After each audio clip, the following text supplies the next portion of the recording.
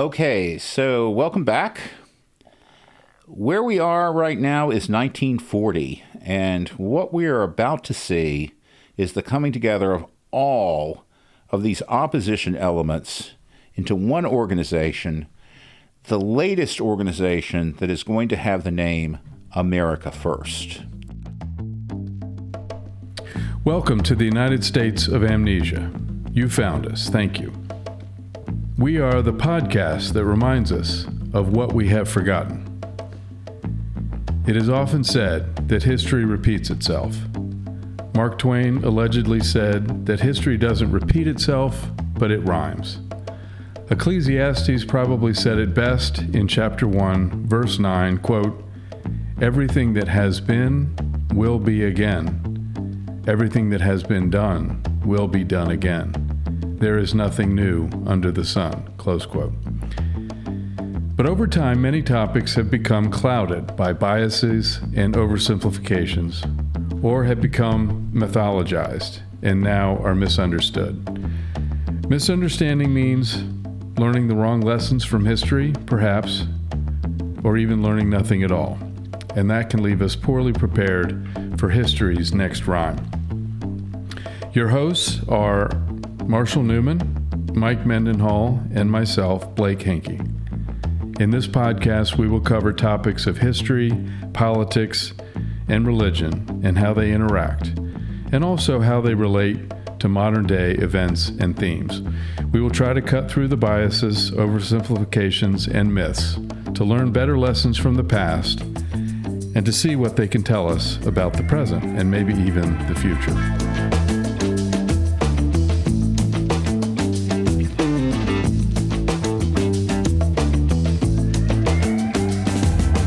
This is episode 6 of our America First series, and this episode will conclude the America First series.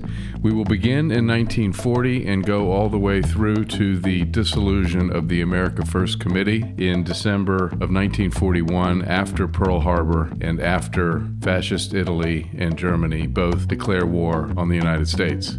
We will offer some concluding thoughts about America First ideology, how it has changed and evolved over time, and how it was pretty much always lurking there beneath the surface, even when it wasn't a major slogan. We will also look at some incarnations of America First ideology that have popped up very recently.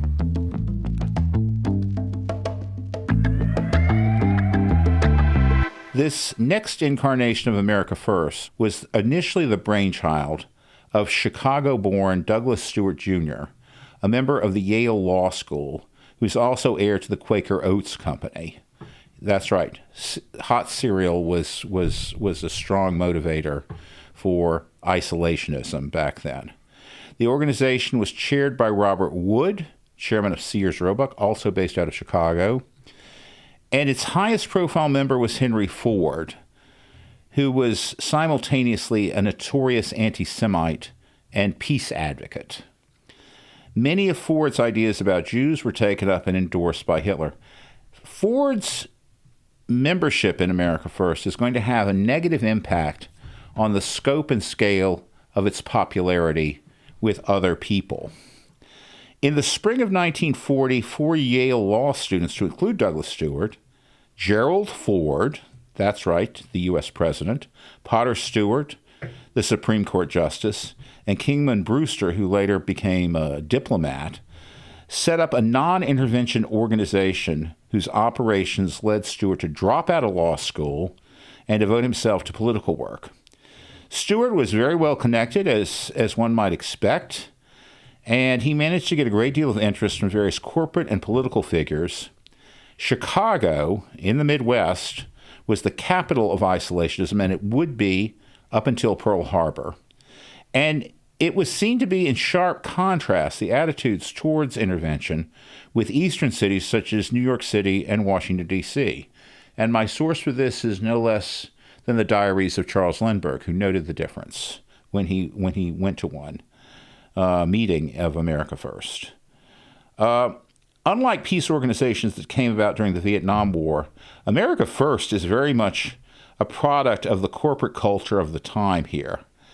And it included diverse elements such as Democrats, Republicans, progressives, liberals, conservatives, socialists, radicals, and even communists, and especially dyed-in-the-wool FDR haters.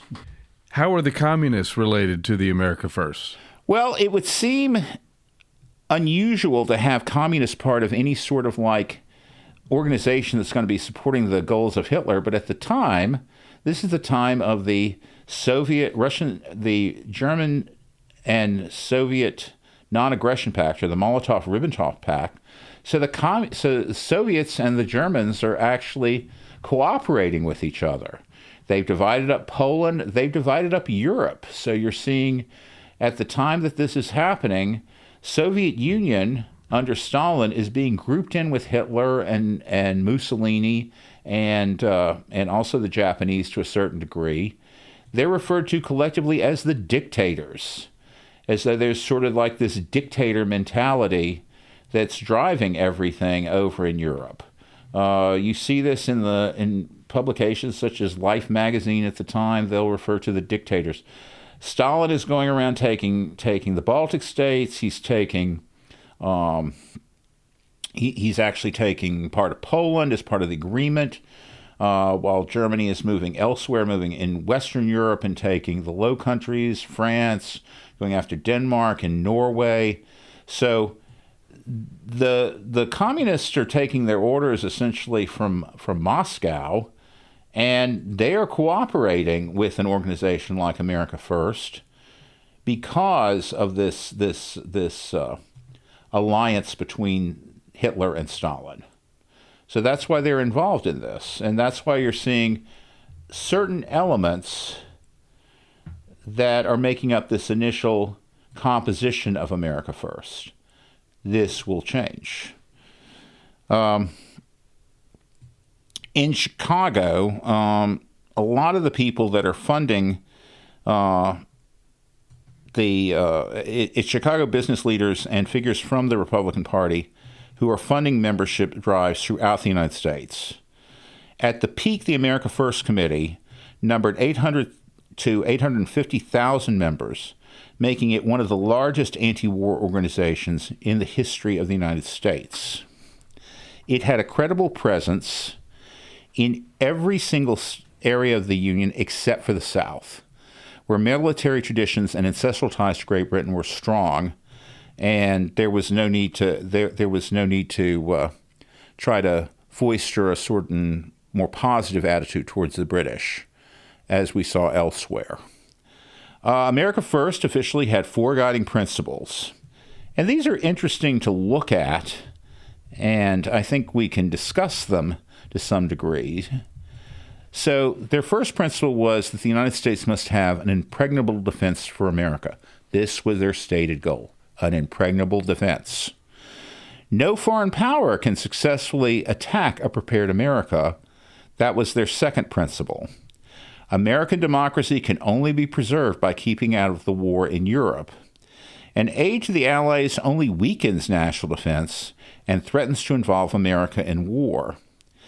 These ambitions reflected the previous uses of the term America First. America was culturally and morally superior to the Europeans, as reflected in the latest bloodletting that was World War II. People would talk about, when they were giving speeches on isolationism and the need to stay out of the war, that many people's ancestors had come to America to avoid the very sort of conflicts that World War II was only the latest example of over in Europe. And that for America to become involved in this would run counter to the ambitions of these earlier American settlers here. The experience of World War I, had taught a generation of Americans that contact with European conflicts was always costly and never beneficial to Americans as a whole. And particularly this was the case with the group that existed west of the Appalachian Mountains, where opposition to involvement in the war was particularly rife. Strategically, the reasoning behind the principles of America First involved a number of assumptions of a dubious nature. Can anything be described as impregnable? Any defense? Is any defense perfect? I mean, it's a noble ambition. Yes. It's hard to be against having an impregnable defense. I wouldn't be against having It's hard to say, I do not want us to have an impregnable defense. I favor it too. But it also doesn't say anything, because is that really possible? And fine, but how do you go about achieving it? Yeah, where are we going to get this impregnable defense? Now, Now they go on and say things that they think will create that, I guess, but I can dispute some of those too. Please, shall we take apart the principles of America First here, Mike? Well, the first one is impregnable defense is motherhood and apple pie. Fine. Doesn't really tell you anything, right? No foreign power can successfully attack a prepared America. What does that mean? What does successfully attack mean, right? They can't ever get the drop on you and sink something or blow something up. Yeah. That's a pretty hard thing to achieve, right? It is. If successfully attack means win a war with a prepared America, well, now you're on firmer ground. If you're prepared and you can defeat the other side after they attack you. But what is prepared? Well, then there's that. But, yeah. I mean, again, we could all be in favor of a prepared America. So I'm against being prepared. It's not something you can really say, right? It's not a selling point. So it doesn't say much, but also it also is not clear enough to convey what you really mean either, right? Yeah, I'm not sure that it's ever possible to say that no one can ever successfully attack us. That's a hard thing to achieve. They can't even attack us. Yeah. Or is the issue if they do attack us, they're going to be sorry? Well, it's kind of this is what's interesting about this in terms of deterrence. Deterrence, I was going to say. Yeah. Like the whole idea of deterrence is that you need to be able to deliver unacceptable consequences for your actions. Right. That is the principle of deterrence here. And I don't understand how you do this if you set up your military on a purely defensive basis. No, you might be able to bloody somebody's noses, but you're not going to be able to create those effects that result in unacceptable consequences without having a potent offensive capability, which they're kind of against doing. Yeah, it's all defensive. Taking that concept, right? No foreign power can successfully attack a prepared America. Okay, fine. What you're really talking about is, I guess, no foreign power believes it can attack the United States and not suffer intolerable consequences. That's deterrence. Yes, but I don't think that was actually what they meant. That was actually what happened. But that's what actually happened, right? Yeah. But that would make more sense than what it would be clearer than what they're saying there, right? That's how I would put it, right? It would be a more clear goal, right?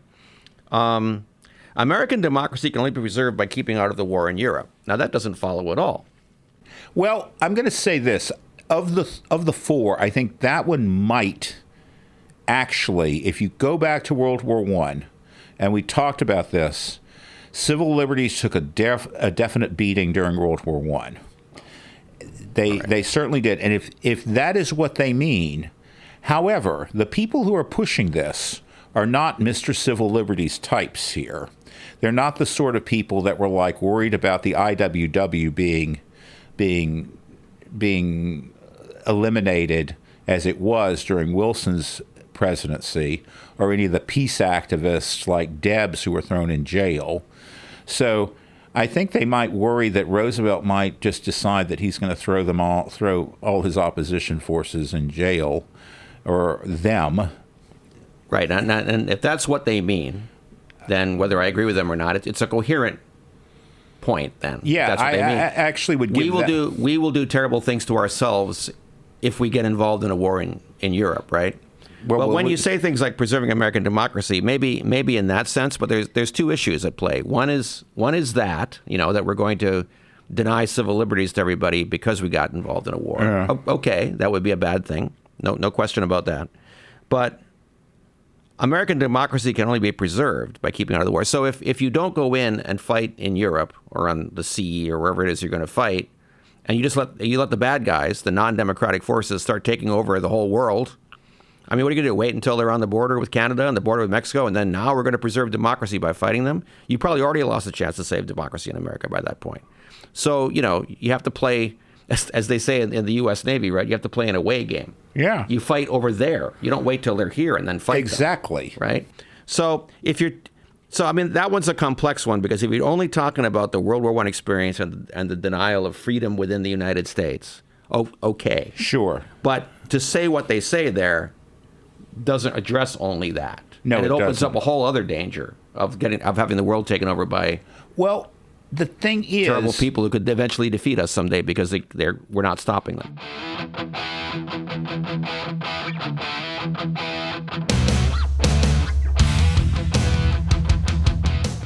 To bear this in mind, all right, you do have dominions as part of the British Empire. But the British Empire consisted of 1/4 of the Earth's population. So if Britain goes under, some of these places come up for grabs here. And this puts you closer to the United States, your ability to be able to attack the Western Hemisphere, which, this is the thing about Britain. Britain has like a weird way of being perceived by people, both pro and anti, in the lead up. I mean, if you look at some films that they have, like I'll give an example, that Hamilton woman, which is all about Nelson. It's like Nelson's showing Emma Hamilton, here's this little spot, and this is England. And no, England's this big empire at the time. They own frickin' Canada during the Napoleonic period. They own all sorts of places. All right, that's one way Britain gets portrayed here. Another way is this vast empire that can certainly take care of itself, but sometimes we don't want to recognize that. We don't want to pretend that that's part of what we need to take into a calculation here. That, say Britain falls, well, government moves to Canada, then Canada falls within the realm of conflict, because war is being continued by the British government in exile in Canada. So Canada's on the border. We're not really taking that under consideration as to what could happen if dominions start falling, or what's going to happen there. Canada is a belligerent during Canada joined at the very beginning of the war. Yes, to support the empire. So yes, so the idea that basically everything bad is outside the hemisphere is kind of an interesting notion, but it's not terribly realistic. Well, there's also, and this kind of gets comic stripped into being a silly idea by a lot of people who look at it, but. The idea that Germany was going to conquer Africa and then come across into Brazil and come up through Mexico and there'd be, German tanks driving into Texas is a pretty fanciful thing. Yeah.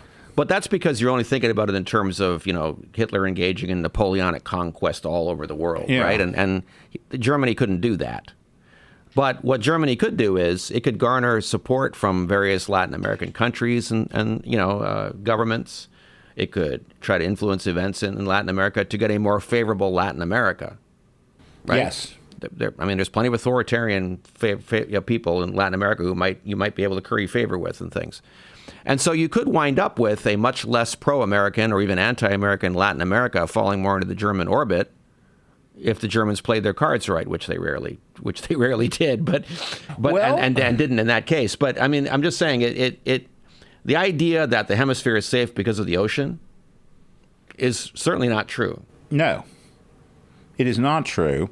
And in the case of, say, Argentina had like outsized understanding of its role in the world. And they believe themselves to be like the only power in the Western Hemisphere who was a real competitor for leadership with the United States.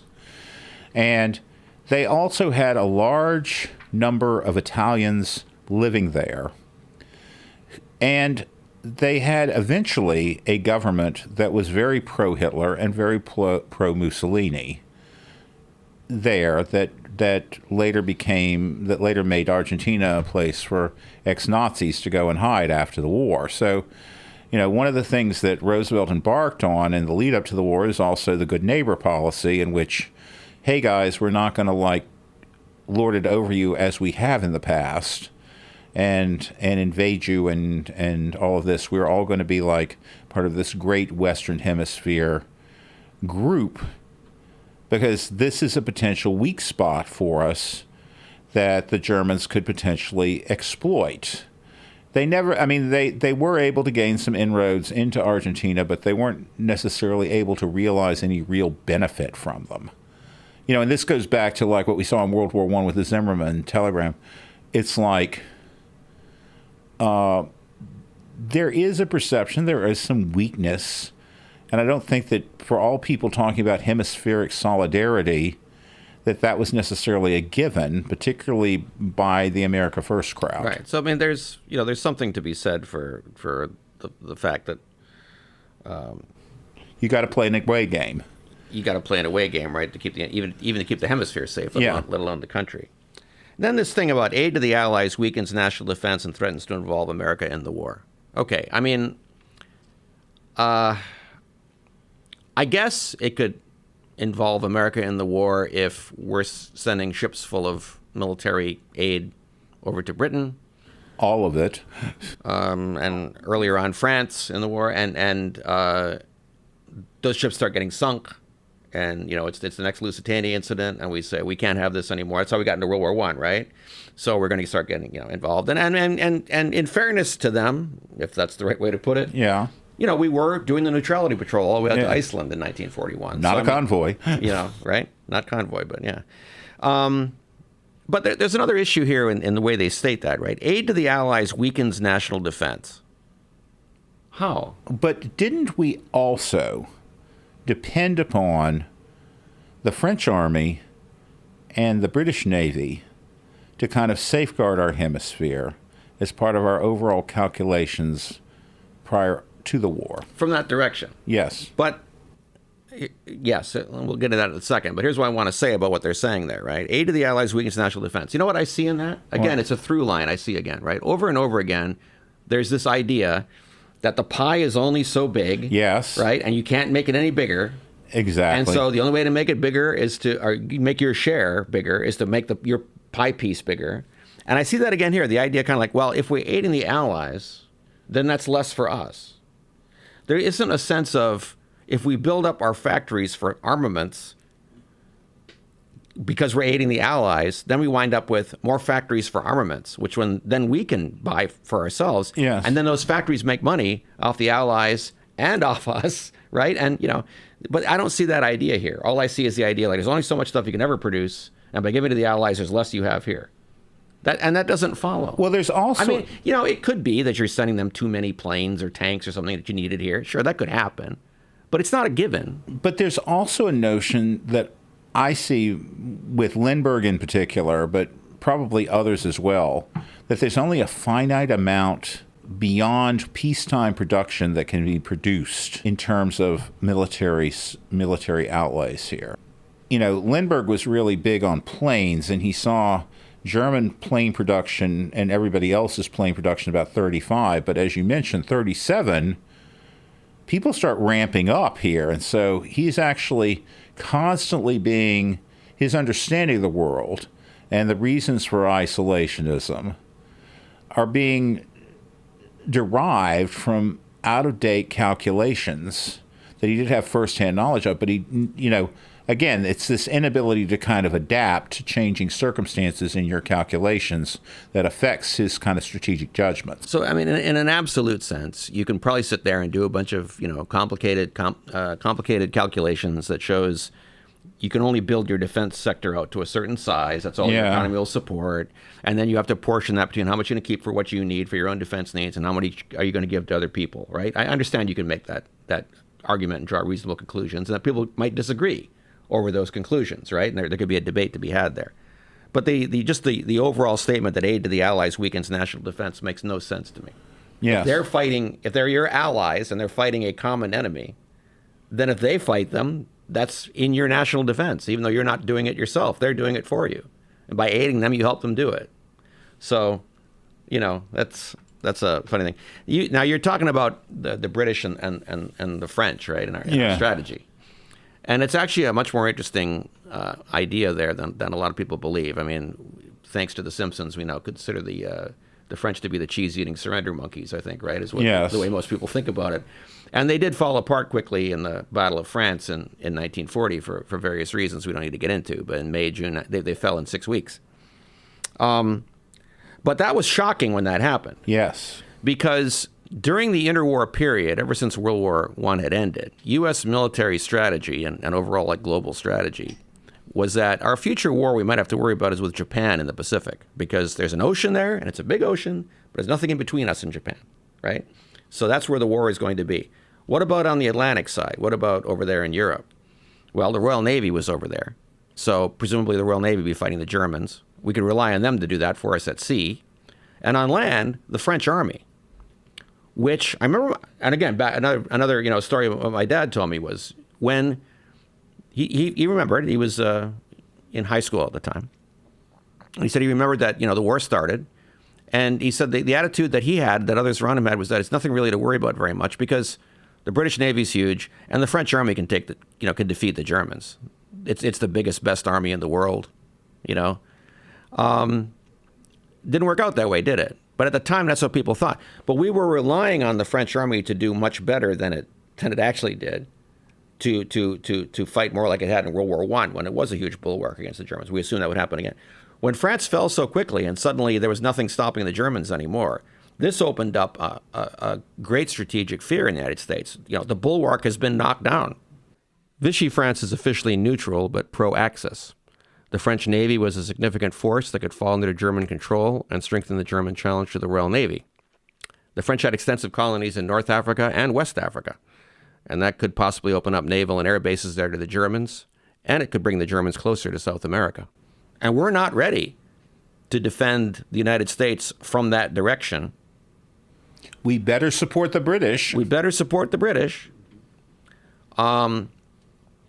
that's been largely forgotten. Even among military historians, you rarely hear about how much France mattered in our interwar calculations about the strategic balance and the military balance and such. But it did, and France falling so quickly had a huge impact on all of this. Yes. And that was in May of 1940. That was a year and a half before we became. If you look at or June 1940 is when they fell, I should say. Churchill is just like absolutely panic-stricken as this is happening. And he is constantly flying back and forth to France to try and stiffen their resolve, and even trying to bring in Roosevelt to tell the French to sort of like, don't surrender, you need to fight on, you need to establish strategic lines and so forth, and everything's just collapsing on them. So... And it's not clear that the Germans ever could have gotten across the English Channel in force to take England, but that wasn't clear at the time either. Yes. So again, you had that worry that all of a sudden to defend America, you might have to have the British government in Canada and yes, and the Navy on the front lines there. Right? Well, with Roosevelt didn't despite public statements, he wasn't sure what was going to happen with Britain after the fall of France. And, we have all these worrying discussions about air power and their ability to be able to go into various places and take them over very quickly, supported by the air. And, the Battle of Britain made a big difference in his calculations and what he was willing to, risk. And also, interestingly, there was a lot of fear about the French fleet, and Britain went in and they basically said, you can either join us or we're going to sink you. And when Churchill just sunk the French fleet there, that really showed that Churchill had the balls to basically go and do whatever it took.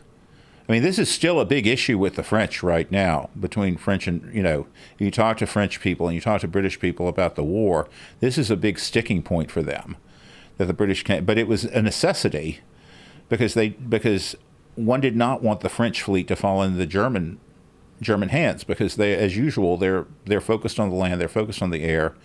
They did not necessarily have the sea power to go and beyond submarines to be able to go and do much in that period. So these are the shocking events of the summer of 1940. Right? Yes. So where does that leave us with America First?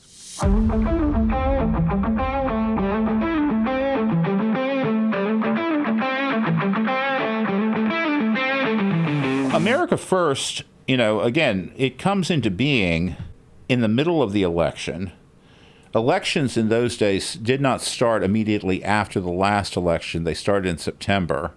America First kind of was established and invented, and people were going around establishing chapters simultaneously with the election, but it doesn't really have much of a role in that election. This doesn't get discussed. There was no candidate who's going to be doing things like opposing aid to Britain here. It does come into effect when Roosevelt takes his first steps after the election with a major piece of legislation that provided Lend Lease. And Lend Lease was a concept by which we would loan military equipment to, at first, Britain, but this later expanded to other countries. Loan equipment to Britain. All they had to do was return it after the war was over. And this was a way of saying, we're not necessarily selling people things. We're not necessarily getting involved. We just want our ships back when the war is over, or our planes back, or whatever. Roosevelt used the analogy that, say, his neighbor's house is on fire. He basically loans him the garden hose to put out the fire. This saves his house from catching on fire. And then at the end, the garden hose gets returned. That was what Lend Lease was supposed to be about. Now, this was hotly debated over a period of weeks on Capitol Hill. And America First, this was their first test to show their political strength here against Roosevelt's longstanding mastery of Capitol Hill, even though he'd lost some political points over the court packing scheme. So Lindbergh even testified, again emphasizing things like hemispheric defense. He is not a member of Lend Lease. Lindbergh is not a member of America First at this point. He is still off on his roving commission, but he has a lot of common interest with America First. So what we did see happen is eventually, in March of 1941, and I think timelines in 1941 are interesting when you look at them in terms of what this means. But in 41, Lend Lease passes, and so America First, the America First Corporation, or committee rather, has failed in its first attempt to demonstrate political strength. They've put up quite the fight on Capitol Hill, but they've been ultimately unsuccessful. So in April, the following month, America First pitches leadership. The position of head of America First is offered to Lindbergh. Now, Lindbergh doesn't want this. This is not, he sees this as a purely administrative one, and it's going to get in the way of his speechifying. And I mean, this, I think if we're going to talk about what Lindbergh's goal is, it is not political power, because every time he is offered this, he can have this for the asking. General Wood of Sears Roebuck has basically said, you can be in charge of this. And he says, I don't want to be in charge of this. He's not seeking elective office. I mean, Lindbergh has a lot of odious political positions, but he's not necessarily going for grab for power here. So he does join the organization as a speaker. Now, it's probably interesting to note where America First is going to be in terms of an organization during this period, and what sort of factors are coming into it. I mentioned that Henry Ford was a member initially because of his desire to avoid conflict. Well, Henry Ford was enough to put off many Jews from joining America First. So Jewish membership in America First is just not going to be a factor. It doesn't happen because immediately it is identified with anti-Semitism. It is immediately a factor in what makes up certain people's perceptions of things. Lindbergh does go out. He does share a lot of views that are similar to Ford, though, but he's not necessarily tainted by them. I'll give an example of this. This is before he joined America First. He said that he felt like the war was counterproductive. This is right after the war starts. And this was a speech that was broadcast on all 3 networks. The people of Northern and Western European descent were the safeguards of civilization against the threat from Asia, and this includes Bolsheviks in the Soviet Union. Lindbergh argued that rather than fighting each other, the Europeans and the United States should defend the white race against foreign invasion by these lesser people. So Lindbergh still is a believer in eugenics. He's not, again, he's still the hero. He's still the lone eagle. But Lindbergh has these views that, if not as well known as Henry Ford's anti-Semitism, they were certainly just as pronounced. And kind of this was one of the reasons that led Lindbergh to be a late arrival in America First existence. They don't show up. But clearly, after this big defeat over Lend Lease, they need some star power, and they figure this is something that Lindbergh can provide here. When Lindbergh was testifying during the Lend Lease hearings, he was treated very respectfully, even by interventionist congressmen. He was also applauded when he came and went. There were plenty of people here in the greater D.C. area who respected him enough to show up merely to see him, merely to be in the same room with him. So Lindbergh had a lot of following from the population as a whole, and his addition to an organization like America First could be potentially devastating to Roosevelt. And his popularity, just to be clear, it persisted after he said all these hateful, racist, terrible things, or did that have an impact on it? At first, he didn't get canceled in the modern sense of getting canceled. Well, wait, the imagination, that's going to happen. Oh, okay, all right. That will happen. Tell me more. But I'll just say this: those remarks about protecting the white race, they're not as bad as they seem to us now. They're not bad enough to lead to him being canceled. He will make that mistake later on. But at the time, a lot of people will nod and go, he's right. Yeah, white race. Yeah, sure. Yeah. Okay. Yeah. And it's like, who would be against that? Who could be against that? It's like having an impregnable defense at the time. Yeah. Okay. Right. So he was advocating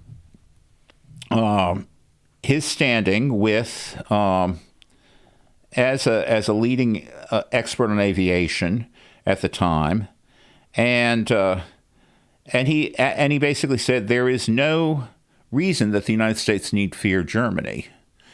Lindbergh's position was that he wanted both sides to lose, and I can't really see that happening. I can't really see Lindbergh saying, "Oh, we just need a negotiated settlement between, I guess, Britain and Germany, where neither side wins." That's his position. That's what he thinks we should be trying to advance here, rather than the victory of one over the other. Well, to have that happen, you'd have to have them fight to mutual exhaustion. Yeah. And be in a weaker position at the end of the war than either of them was in the beginning of the war. That could be an outcome.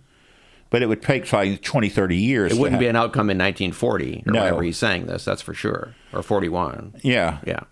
And I mean, he's again saying, you should be thinking about, I don't think he's changed his opinion about where the real threat lies, which is going to be things like communism and Bolshevism and all these sinister forces in the East here. Lindbergh's not going to have a problem with us going to war with Japan. It's Germany. And there's a lot of factors, like we've examined previously, that are driving him on this.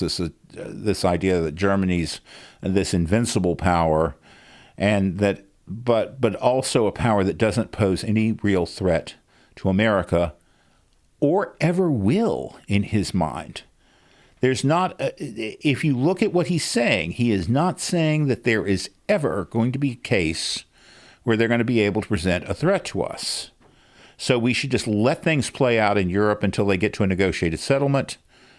And because it's going to be too hard for us to be able to do an invasion of the European continent. That just can't happen.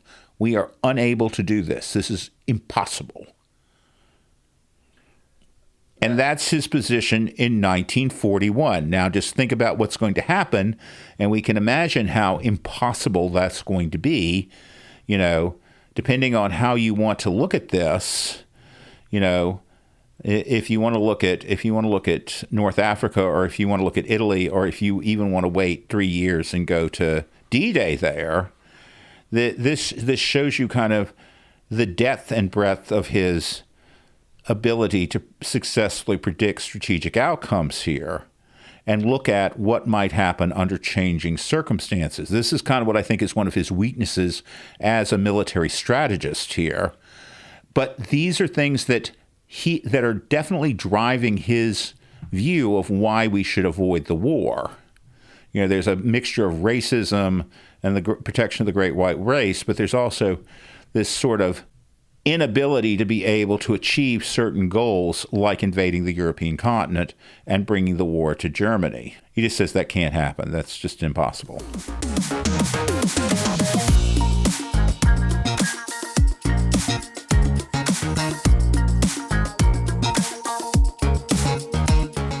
So it's interesting what you say about Lindbergh's views on our ability to make war on Germany, I guess, is what he's... Because I just recently saw it. Dr. Andrew Roberts wrote a book called Why Hitler Lost the War, German Strategic Mistakes in World War II. And on YouTube here, it was a 2012 lecture he gave up at the U.S. Army War College up in Carlisle. And I watched it recently. And he said that, why did the Germans declare war on the United States, in 1941? And none of the Nazi leaders knew much about the United States. Only one had ever been to the United States, Ribbentrop, right? The foreign minister. Yeah. And when he came back, he said, the United States can't really be a threat to us because it's, this is Nazi terminology, right? They're a mongrelized country, right? There's all these different races there and everything, right? And a country like that could never get its act together to fight a country like ours. And so the Nazi leadership estimated, and I don't know where they got this from, but they estimated that it would take the United States until 1970 to put together a field army to be able to invade Europe. So they could go ahead and declare war on the U.S. because it'd be 30 years before a country like ours could ever get its act together to get an army over there to fight them on the European continent. It kind of sounds like what Lindbergh is saying, maybe more detailed and more explicitly. But it's almost like he's giving you their talking points. It's interesting. Yeah. I don't know if he came to it independently or someone dropped that thought in his ear or what, but it's there. It's just very interesting to me. I mean, when he talks about things, both in the diaries and in public statements, Lindbergh is basically not... He just makes assertions. I mean, he can back up what he's saying about aircraft, because he's saying at the beginning... There are no aircraft that can take off from Europe and invade the United States. And that's true. In 1940, 41, that's true. But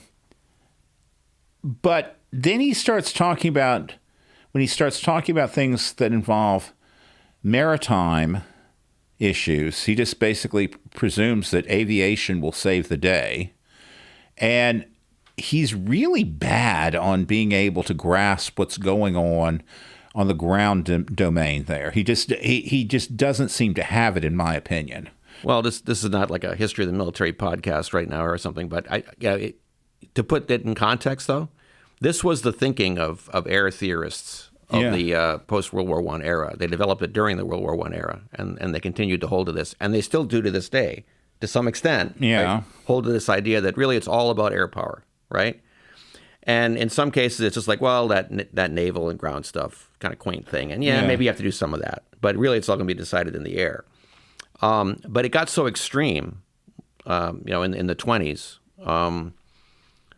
that like Billy Mitchell, right, was, a famous proponent of air power, right? He was in the Army Air Force. He got cashiered, or Army Air Service, it was called at the time. He got cashiered out of it he got court-martialed for being, insubordinate and that type of thing. And when I was growing up, I heard about what a terrible thing that was to do to him because he was an apostle of air power, and it turns out he was right, And then I read the original Billy Mitchell, what he actually wrote back then.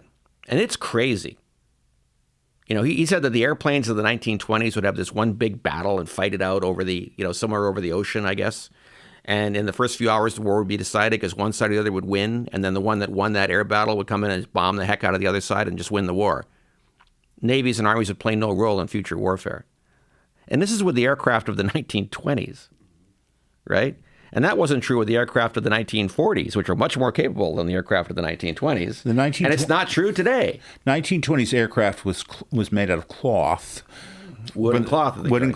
We're not talking metal here. So without going too far down, that rabbit hole there, but I mean, it was the way air power advocates thought at the time and still do. and he's merely reflecting that. But to your point, that's not a strategic appreciation of warfare. It's a very technological one. Yes. Right? Like you're saying he has. And that tends to be where air power advocates are, is they understand, technology and targeting. They're very good at that. But not so good at putting that into the broader strategic context in most cases. And we kind of see that. And here's the thing to keep in mind with Lindbergh. Lindbergh, ever since he goes over the ocean and flies from New York to Paris, everybody defers to him. He does not really encounter anything other, even though he rejects this, he finds it embarrassing. He's not really encountering any pushback from anybody. When he shows up, people want to hang out with him. He's like the popular kid at school. And Lindbergh himself, during his sojourn in Europe, he's been put forth by his associate, Dr. Carell there, as a kind of superior kind of Nordic person, an extreme, outstanding representative of what Lindbergh would consider the white race.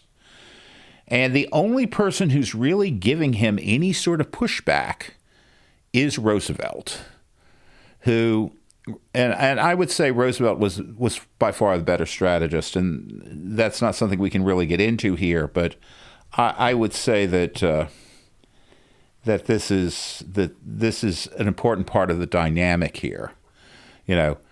Lindbergh fits the sort of like demographic as a Roosevelt hater, as well as an isolationist, as well as a racist, as well as someone who will have certain suspicions about certain ethnic groups.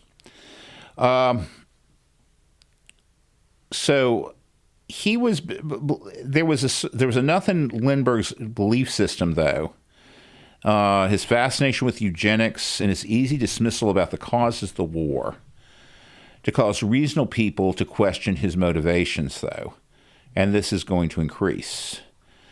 FDR is increasingly going to characterize Lindbergh, if not as a traitor, then a copperhead, someone who is favoring the opponents of the United States, as did Northern Copperheads during the Civil War support the South and a negotiated settlement with the South rather than victory. Despite efforts by the executive leadership to keep the appeal of America First as broad as possible, by the summer of 1941, it became hopelessly hijacked by the Nazis and other hate groups. Okay, so bear in mind, we're starting off with an organization that has kind of prevented, by its choice of prominent members, in this case Henry Ford, any Jewish people joining it and being part of the organization. It's not like all American Jews were against Hitler, but not everybody was. There were also pacifists. There were people who were opposed to intervention, and they were kind of kept out of this. Then what we see happening is June and the invasion of the Soviet Union. This takes out most of the left-wing element that had originally joined. So this is June 1941. June of 1941. Yeah.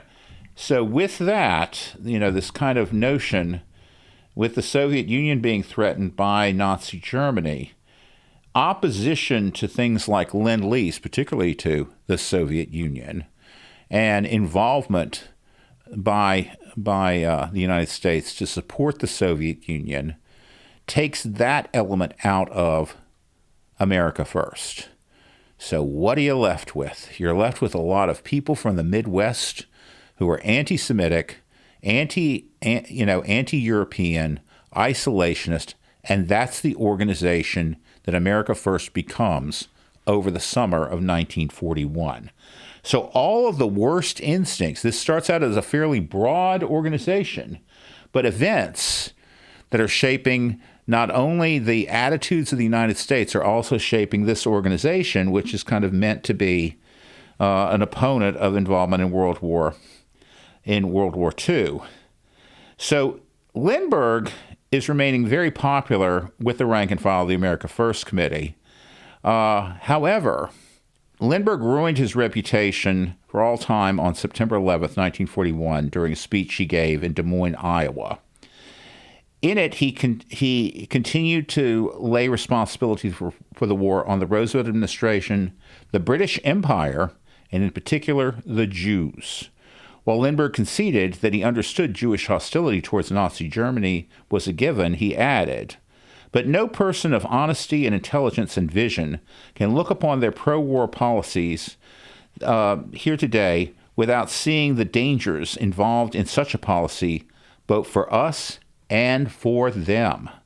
Instead of agitating for war, Jewish groups in this country should be opposing it in every possible way, for they will be among the first to feel its consequences. Tolerance is a virtue, but that depends upon peace and strength. History shows it cannot survive war and devastation. A few far-sighted Jewish people realize this, and they are opposed to intervention, but the majority still do not. Their greatest danger lies in their large ownership and influence in our motion pictures, our press, our radio, and our government." And again, anti-Semitism is not something that's necessarily anything other than prevalent throughout the United States at the time. This is a bit too far because it is promising, it's not just expressing loathing for Jews, it is expressing consequences for Jews. It's a threat. It is a threat to that specific group of people. And that is what makes this go a bit too far. Anne Morrow Lindbergh's wife, she was horrified by this. And every single person of note, Wendell Willkie, who is Roosevelt's opponent in the election of 1940, he basically comes out and says this is the worst speech he's ever heard in his entire life. And there are similarly other comments by other leading officials around the country, because this goes beyond the pale here. It also claims, Jewish people control what? The media, motion pictures, and the government. And I don't know whether that's a reference to Roosevelt being a secret Jew here, but But it's it's just this whole idea that they're an evil cabal that runs everything, and this whole trope we've been living with for how long, right? There it is. I mean, and this basically was the end of Lindbergh's reputation as the golden boy. To come out and say something like this, but he became quite reclusive after that. He became quite reclusive. He did actually, under the table, conduct. He went to work. He offered his services after Pearl Harbor, but there was no way Roosevelt was going to take him on. And Stimson, who was the Secretary of war at the time, said, in light of your political actions, there's no way that you can actually have any sort of role in this war by this government. So Lindbergh's out, essentially. His reputation is destroyed. America First continues to exist. They continue even to employ Lindbergh as a speaker. But when Pearl Harbor happens, this is kind of like a wake-up call, because if you think about it, a lot of the things that they have been talking about, like impregnable defense, there is no such thing as an impregnable defense. It illustrates kind of the fallacy and the naivete of a lot of the things that they were proposing as solutions to avoiding war. The war in the Far East was not necessarily something that a lot of people that were part of America First were opposed to. However, what happens subsequently is that Hitler and Mussolini declare war on the United States, and this is what causes America First to vote to dissolve itself on 11 December, which I think is interesting.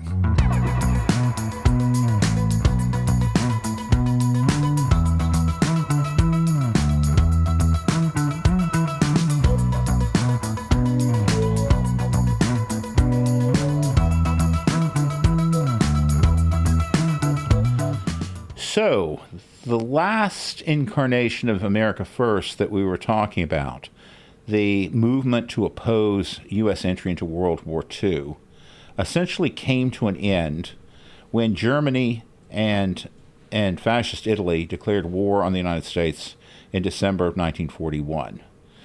Now, I think it's important to consider the consequences, both the real ones and the absence of consequences, that occurred following the dissolution of the organization.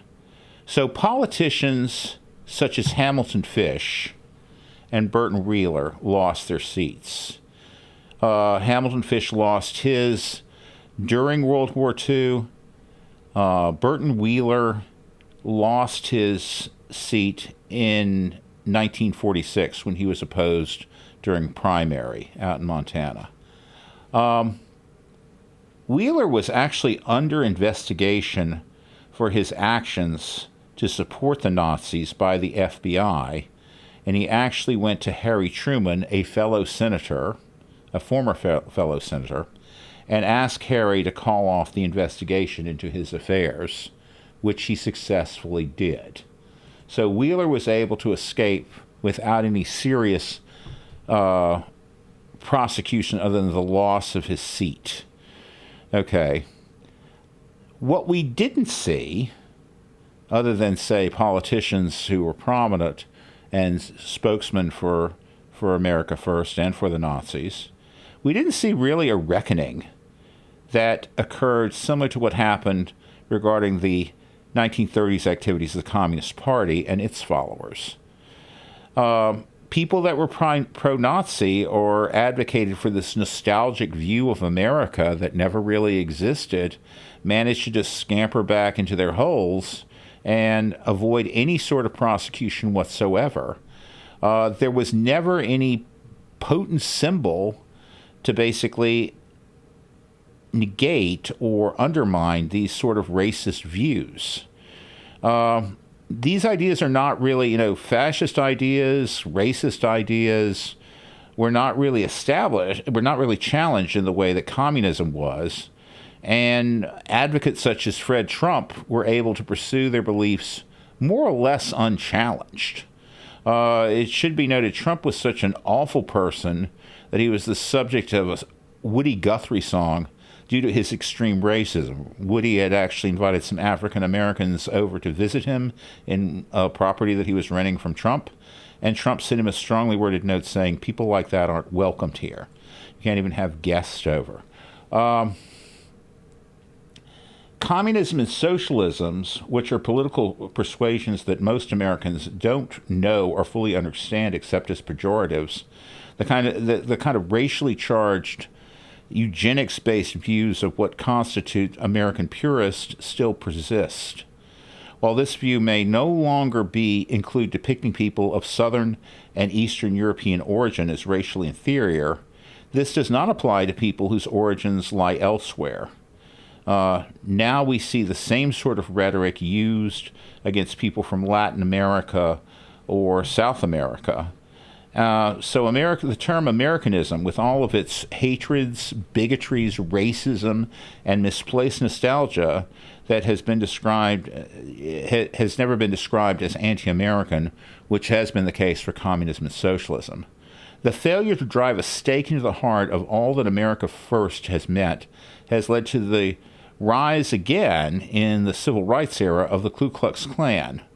The presidential runs of people such as Strom Thurmond in 1948 and George Wallace in 1968, with the Republican Party winning elections again and again over what became called as the Southern strategy, has resulted in an increasingly divided America. It is worth noting that the racial stance of many Republican officials today makes someone like Calvin Coolidge too liberal to run as a Republican in the 21st century. So as we think about the developments since World War II in the world and the U.S. role in it, and we put that in the context of America First, there supposedly was a consensus in America after World War II that led to the world order of the next 70 or 75 years. And that prevailed from the end of that war until Donald Trump came down the escalator in 2015, in my opinion. And the idea was this, that the United States had become involved in 2 world wars during the first half of the 20th century, each one more horrible than anything that had come before, and they were getting worse and worse and worse. And World War II ended with the use of nuclear weapons, and that suggested that a third world war would be far worse again than anything that had been experienced so far. And with millions of people dying in these wars, the idea was the old way of doing things, that old European way, relying on power politics and the mobilization of armies and empire and all these kinds of things, were what led to these terrible wars. And we had to go about this a different way in order to avoid them in the future, before even more people died, before the world was destroyed by nuclear weapons or anything else terrible you can imagine.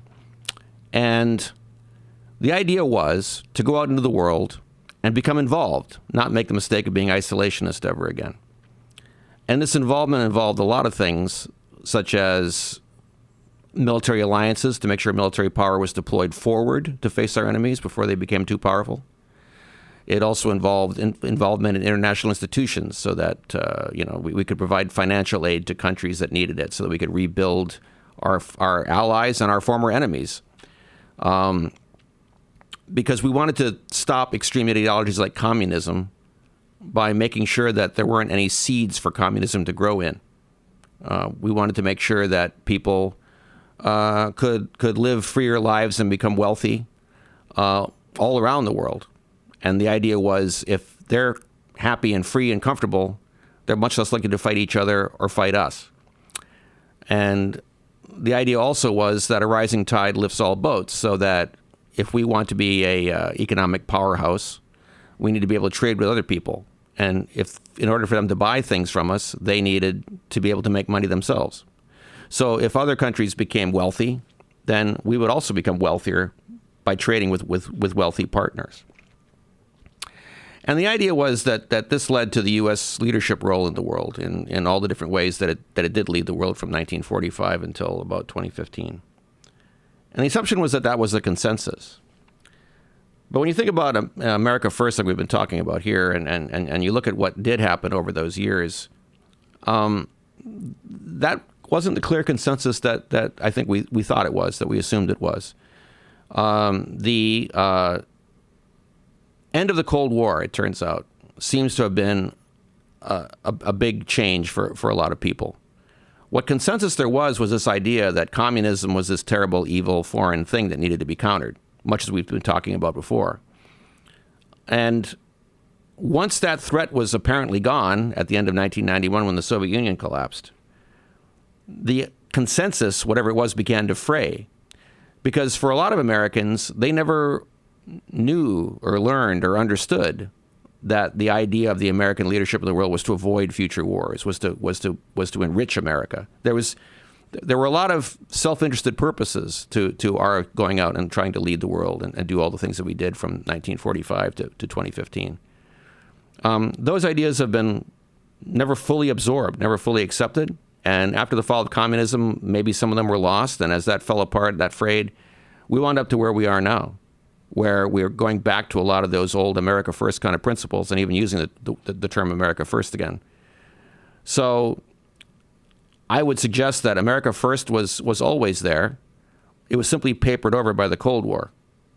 And when the Cold War was over, it began to slowly reassert itself. And in 2015, it finally came back in full force. So we are now living in the midst of yet another case of America First, which is generally proving every bit as potentially damaging to the Republic as its previous incarnations. So as we look back on our discussion of America First, I want to mention what it brings to mind for me. So people often confuse the terms nation and country, or nation and state, and use them interchangeably. But nations are not always countries or states, and countries or states are not always nations. A country or a state is just a geographic territory that has a central government. But a nation is a group of people who believe that they have a shared identity. If the people who make up a nation all live within the boundaries of the same country or state, then that is a nation state. But being a state doesn't automatically make you a nation or vice versa. Ever since the rise of modern nationalism, the idea of nationhood has been based on the sharing of a common ethnicity and culture, and language, often a common religion, and definitely a sense of a shared history and a shared destiny. And patriotism to a nation state means loyalty to what's been called blood and soil, and that means to your ethnic cohort and to the land on which it lives. I was always taught that the United States is something different. Over time, and it's been a very messy history, many fits and starts, Americans have forged a nation state based on ideas in the Declaration of Independence and the Constitution, not based on blood and soil. And those ideas are that people should be equal and everyone should have a say in who governs them and how they are governed, and it shouldn't take into account race or religion or language or ethnicity. And while patriotic Americans may have put America first, they also made America the least exclusive club in the world. If you're willing to take the oath of citizenship, go to work, pay your taxes, and raise your kids to be good citizens, you were welcome to come here and participate and become a fellow citizen. So the term America First is a bumper sticker slogan, and it seems to convey something admirable and innocent, like chanting USA, USA, or cheering for your favorite sports team. It seems to simply state a loyalty first and foremost to the United States. And who could be against that? But we've seen that America First as a concept never really has been about the idea of America as a place of inclusion and equality and commonality. In fact, it's the opposite. It's exclusionary. What America Firsters really mean is that only people like them, who look like them, who sound like them, who share their religious and political beliefs, who have been here for as long as they have, really belong here. And it conveys the idea that the essence of America relies on homogeneity rather than on freedom and inclusion. And that means that insisting on sameness and conformity is what makes America great. And the only way to achieve that sameness and conformity is to get back to a mythical lost past when everyone was the same and agreed with each other on everything. And the only way to do that is to suppress and marginalize or expel those who do not conform. So be careful when you're aligning with anyone who wants America First. America First has a very fraught history. And if you forget that, or never knew it, then you don't realize that the idea of America First isn't a harmless expression of patriotism. It sets an authoritarian trap that you can fall into. That's it for this episode of the United States of Amnesia. Thank you for listening. We hope you learned something, and we hope you discovered new ways of looking at things you had already heard or thought about, or perhaps hadn't heard about. If you enjoyed it, that's great. If we made you mad, that's okay too. Either way, email us at usa.amnesia@gmail.com and let us know what you think. Also, let us know about anything you think we missed or got wrong. We'd like to know about that too. And of course, Please like and subscribe and let your friends and neighbors know about us. We also have a website. It's www.usofamnesia.com. For Marshall, Mike, and myself, till next time.